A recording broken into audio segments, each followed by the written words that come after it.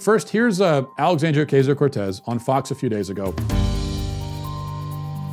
talking about the awful suppression that Bernie Sanders voters faced. You did a campaign event at the University of Michigan. It had 10,000 people. It was like a rock star status. But those kids did not show up, at least if you look at the numbers. I mean, just overall, this race. Yeah.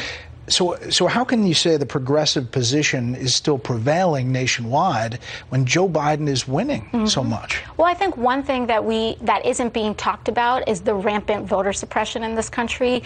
Right there in Ann Arbor, where we had that rally, those kids were waiting 3 hours in line to vote in Michigan. And so when we talk about who's turning out and who's not turning out, we absolutely... So just to be clear, you're saying that you think voters didn't get to vote that wanted to vote in Michigan? Absolutely. You know, obviously there's also more that we need to do in terms of turning out youth voters. It's we need to make sure that we're inspiring young people to turn out. But when you do turn out, you should not be waiting 3, 4, 7 hours in order to vote.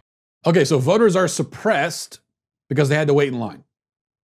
So who was suppressing them? Other voters? The voters were suppressing each other because they all happened to want to vote at the same time? Don't long lines mean that lots of people are voting, which means that they're not being suppressed? Isn't that an indication that voter suppression is not happening? That's like saying that long lines at a Star Wars movie is evidence that people are being prevented from seeing Star Wars movies. No, that makes no sense. And the thing is, if there were no lines, then AOC would be up there saying, well, it's voter suppression. People couldn't make it to the polls, obviously. So if there's a lot of people, it's voter suppression. If there's nobody, it's voter suppression. That's what we learned.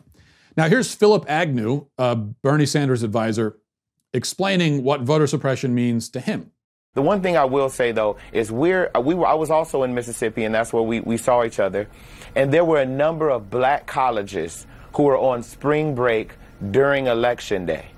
And so we're up against rampant voter suppression efforts that are pushing young black folks out of the voting, out of the booth, and not allowing them access to the franchise. And so I think across the board, the Democratic Party has a lot of work to do to make sure that young black folks, that older black folks have access to the ballot box. And our campaign is proud to actually been a part of that. But it's an uphill battle, and it's not just our campaign. I think across the board, we've got a lot of work to do. Kids were on spring break. That's voter suppression. The kids are on spring break. They chose to go on spring break, and so they're being suppressed. They're off in Cancun or whatever, or Pensacola, and they're being suppressed. They're lounging on the beach, drinking copious amounts of alcohol.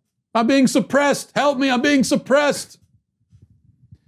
Now, of course, if kids had class that day, we would also be told that that's voter suppression.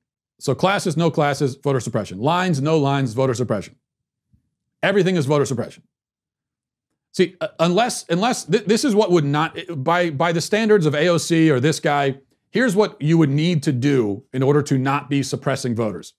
You would need to go pick up the voters in your arms, cradle them like a baby, sing them lullabies, and carry them into the poll, and then put them down in a comfortable chair in the voting station and pick up their hand for them and with their own hand press the button that they want to press.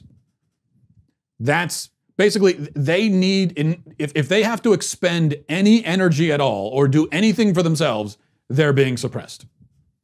But here's an idea, here's a thought. If you want to vote, make it a priority. Wait in line. Schedule your time. Take off work if you have to. If it's that important, it's not like we vote every day. It's something that comes up every 2 years. So you're telling me it happens every 2 years and you can't figure a way to schedule around it? I don't buy it.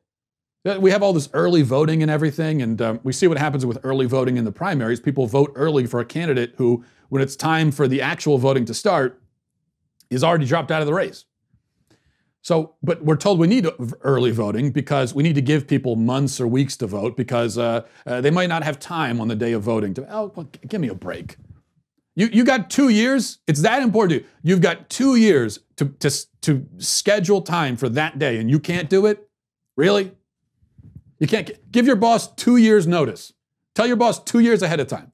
On this particular day, I'm going to be taking off for 30 minutes. You're telling me he's going to tell you no? You can't do it? If it's not that important to you, that's fine. Don't vote. See, I'm not one of those people that says, "How dare you not vote? You're betraying your civic duty." No, it's fine. You don't want to vote? Don't vote. Perfectly fine.